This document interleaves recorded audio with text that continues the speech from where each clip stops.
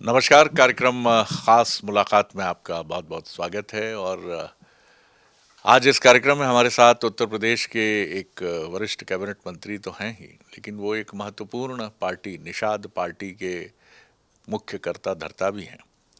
और महत्वपूर्ण बात यह है कि जब हमने ये देखा, चाहे आप उसे षड्यंत्र कहिए या फिर आप ये कहिए कि जो मेन स्ट्रीम राजनीतिक दल हैं, मुख्य धारा के राजनीतिक दल हैं, वो इस मुद्दे पर एकजुट हो जाते हैं कि समाज के कमज़ोर और वंचित वर्ग को किनारे करने के लिए उनके लिए खड़ी होने वाली पार्टियों को कैसे हाशिए की तरफ धकेला जाए।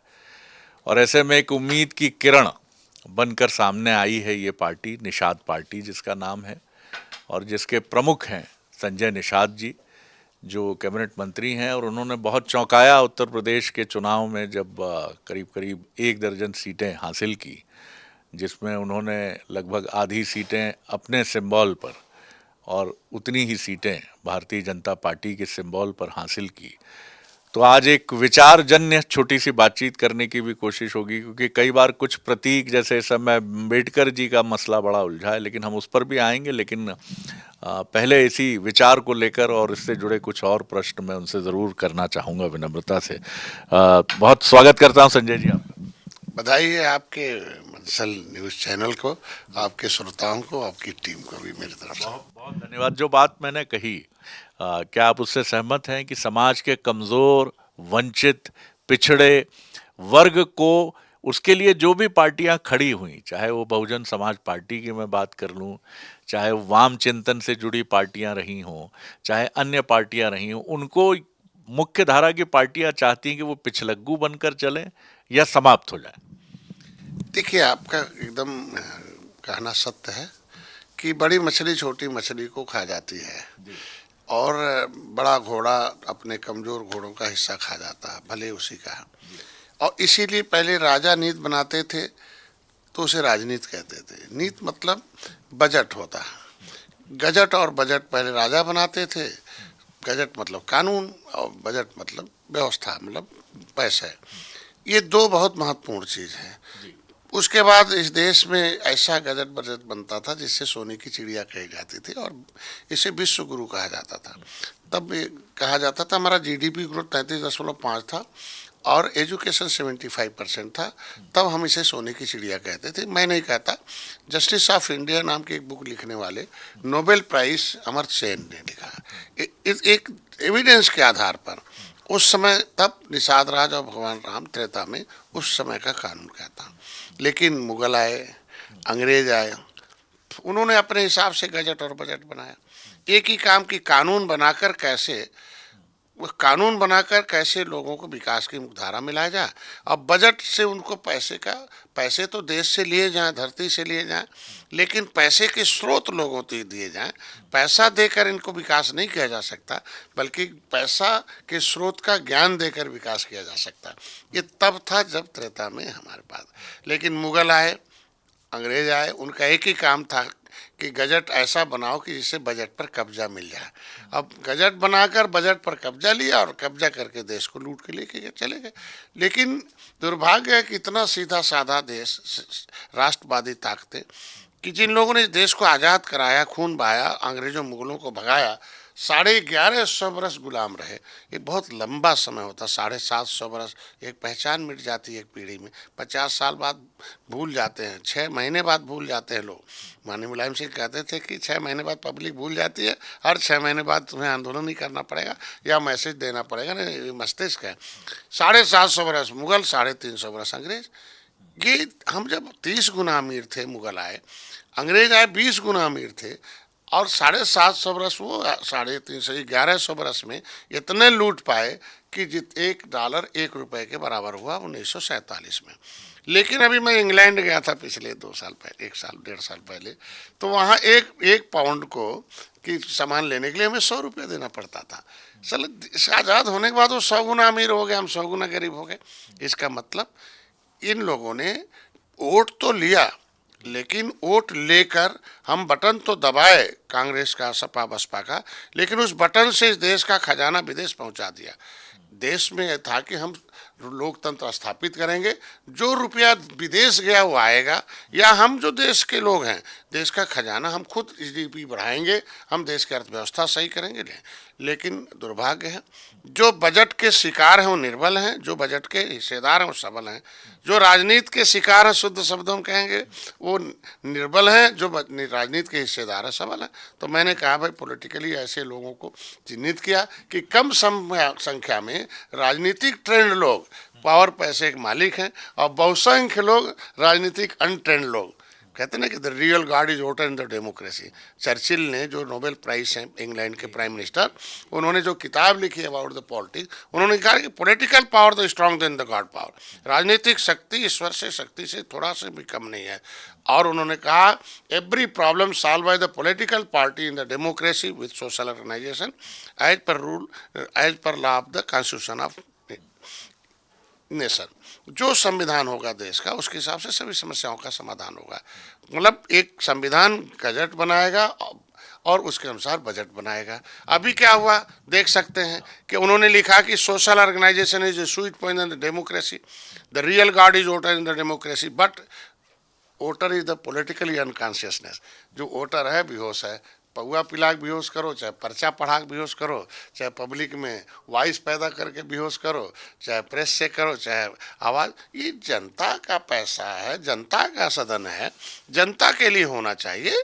जनता की आवाज़ उठाओ ना। हम कहते जब अम्बेडकर जिंदा थे तो सम्मान नहीं दिया, सब सत्ता में तो अम्बेडकर का नाम ही नहीं लिया, सत्ता में थे तो अम्बेडकर के नाम बदल दिए जाते थे।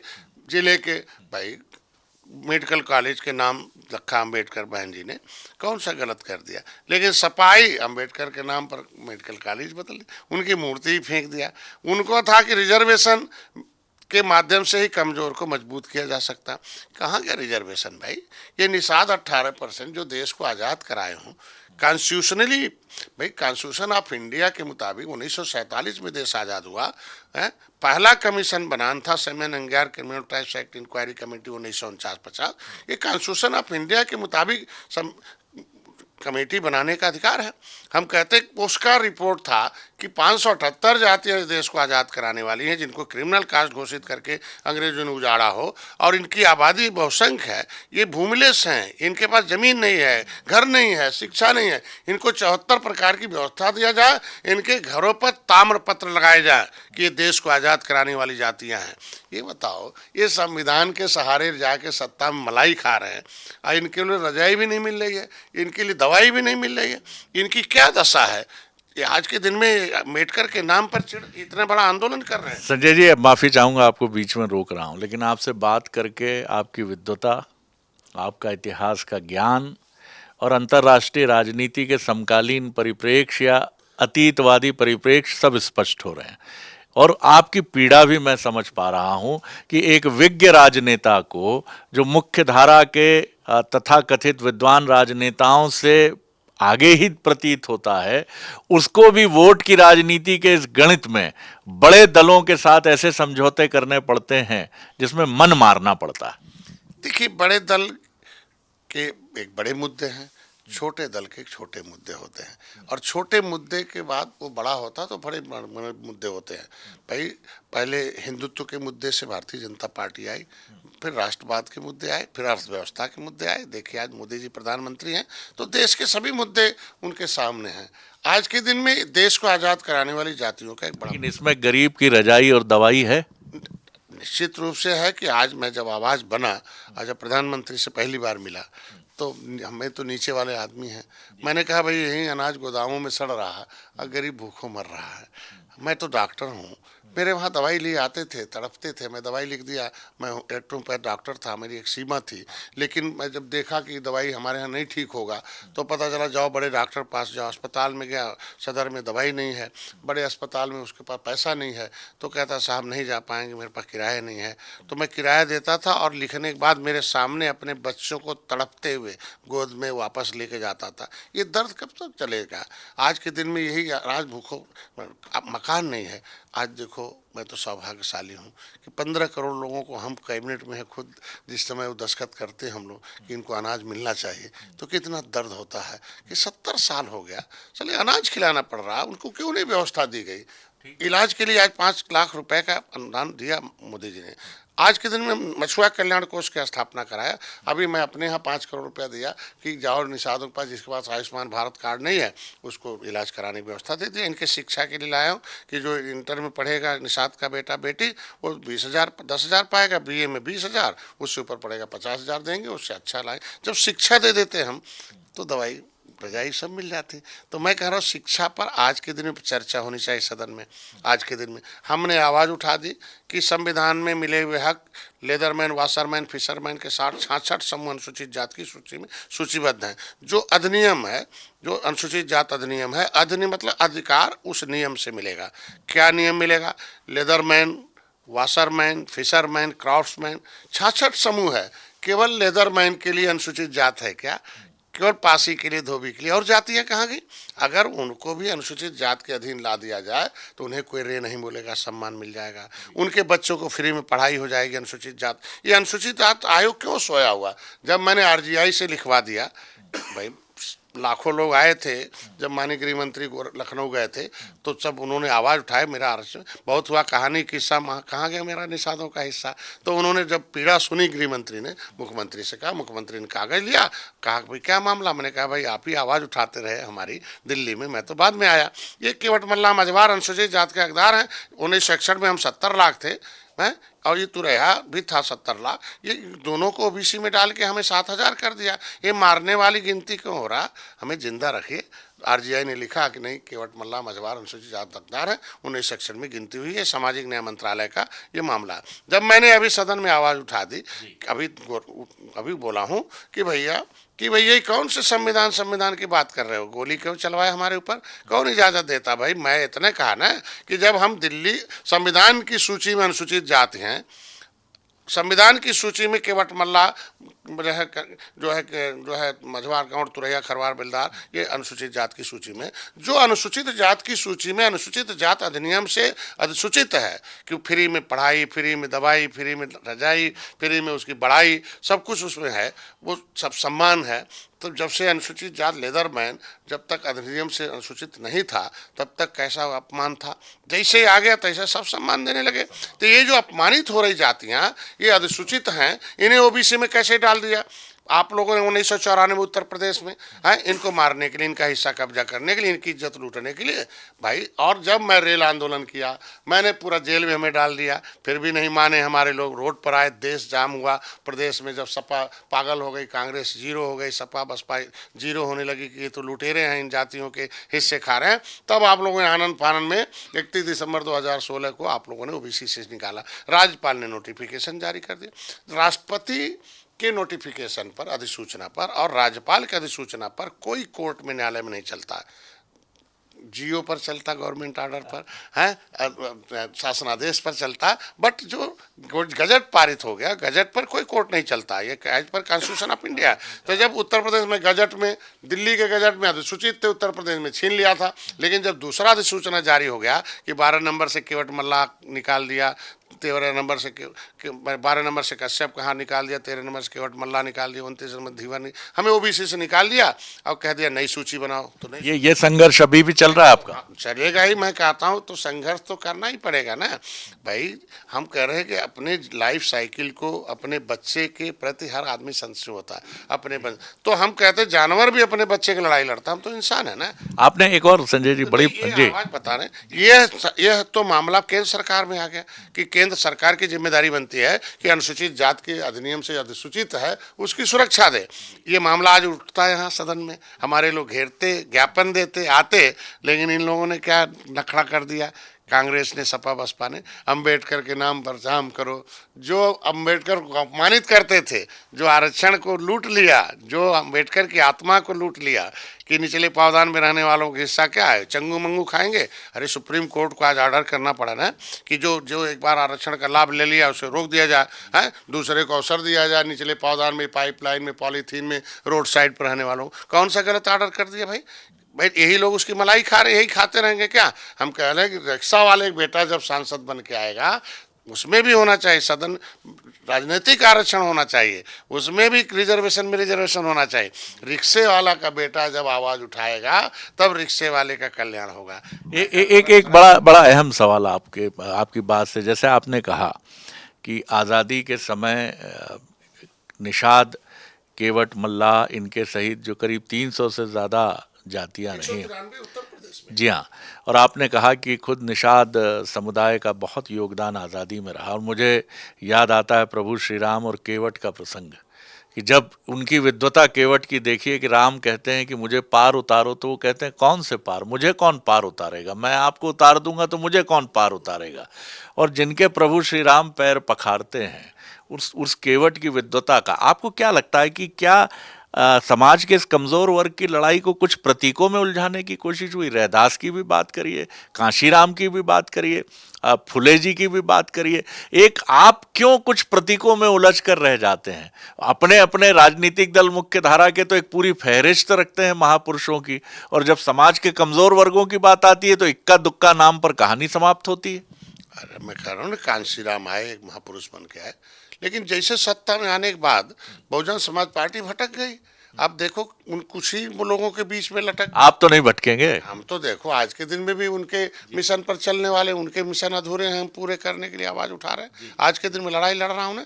कांशीराम तो सबके लिए आए थे ना, अम्बेडकर तो सबके लिए आए थे ना, रैदास सबके लिए आए थे, निषाद राज तो सबके लिए कलम चलाए थे, तब राम राज आया था, सुख का राज आया था। तो मेरे कहने का मतलब, अब संविधान से देश चलेगा। संविधान के अंदर जो आत्मा है उसकी आत्मा को लागू करने का समय आ गया है, न कि फोटो लेकर वोट लेने का समय। इसमें ये राजनीति हो रही है कि अम्बेडकर बेचारे जो दलित हैं, जो शोषित हैं, अम्बेडकरवादी हैं। अम्बेडकरवादी का मतलब क्या हुआ? अम्बेडकरवादी का मतलब कि उसको खजाने में हिस्सा दे दो, उसे नौकरी में हिस्सा दे दो, उसको हर जगह हिस्सा दे दो खजाना में। कि संविधान में लिखा कि भाई संविधान लागू होने से पहले था सोच कि upper caste the chosen by god but other caste the return by god. यही सोच थी, यही विचारधारा थी।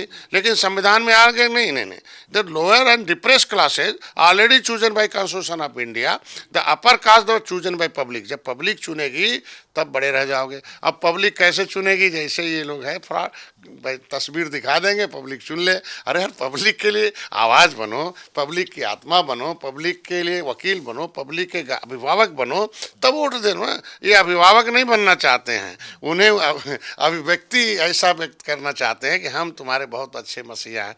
अरे यार, संविधान में लिखी हुई जातियाँ जो अधिसूचित हैं उसकी आवाज़ बनो। अभी ये 37% है पिछड़ी जातियाँ। हम कहते हैं 37% आरक्षण है मध्य प्रदेश में, 37% है छत्तीसगढ़ में है, तो उत्तर प्रदेश में क्यों नहीं रहेगा भाई? कि बिहार में क्यों नहीं रहेगा?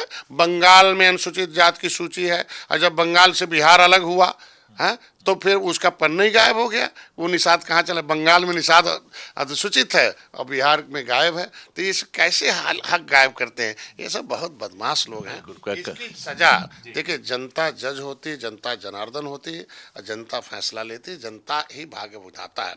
ये क्या क्या एक बड़ा अहम सवाल लेकर मैं ख़त्म करूंगा बातचीत, क्योंकि आप इंसाइक्लोपीडिया हैं, और जब भी समाज के कमज़ोर वर्गों पर बात करें तो मुझे लगता है कि सारा संदर्भ कोश जो आपके भीतर का है वो आपकी वाणी से, माँ सरस्वती की भी बड़ी कृपा है आप पर, कि वो पूरा इतिहास जो है वो आपको ऐसा लगता है कितना आपने उसको पीड़ा से पढ़ा है। पहले बाण में दम था, बाणी में हो गया। पहले बंदूक में था, बैलेट में था, बटन में हो गया है। ठीक है ना? अब गोली नहीं, बोली में ताकत है। आप कविता भी लिखते हैं क्या? बड़ी बड़ी अच्छी आपकी जो ये बंदिशें हैं, ये बड़ी दिलचस्प है। नहीं तो अब करना ही पड़ेगा ना। ये जो है भाई, कांग्रेस दलित और निषाद उठाते थे कांग्रेस का झंडा, और कांग्रेस बनाती थी इन्हें अंधा, और चलाती थी अपनी धंधा, और सरकार में जाकर पीठ पर बजाती थी डंडा। तो मैंने निर्बलों को कहा, अरे तुम उठाओ अपना डंडा, अब नहीं खाओ पीठ पर डंडा, लगाओ जय निषाद राज का झंडा, अब बना बंद करो इनका धंधा है, अब मत खाओ अपना डंडा और चलाओ अपना इनका। अब न पकड़ो चाबी पखाने की, अब पकड़ो चाबी खजाने की। दलितों को क्या 70 साल से कांग्रेस ने क्या दिया?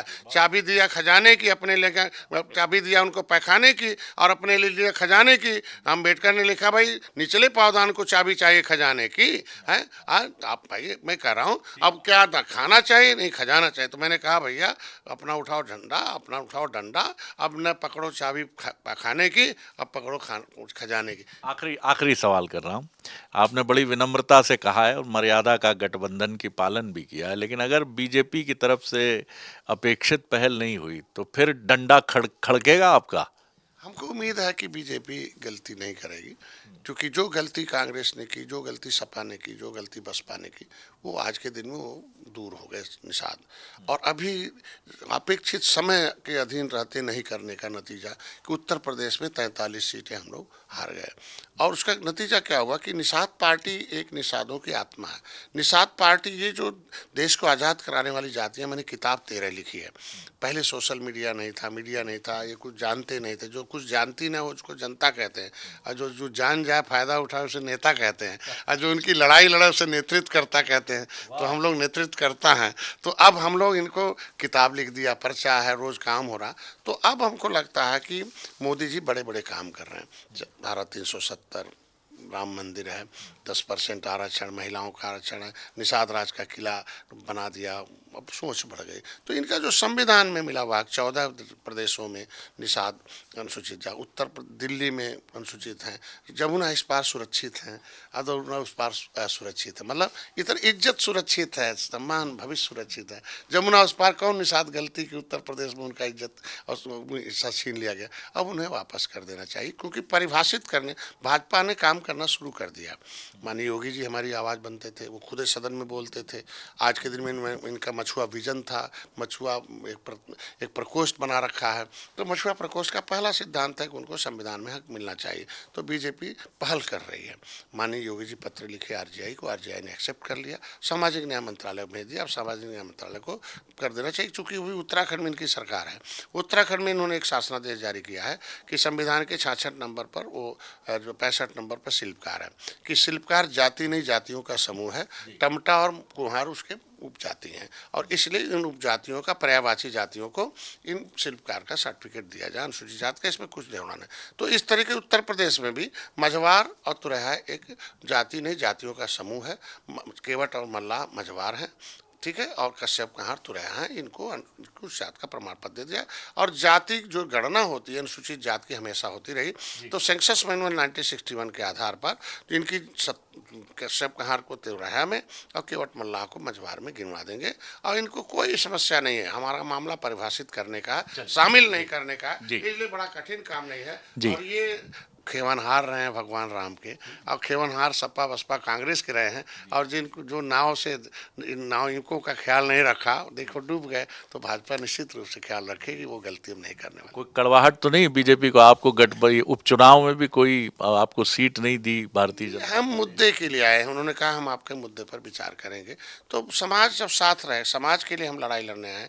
हम लोग राजनीति को समाज के, राजनीति से समाज का हिस्सा दिलाने आए हैं।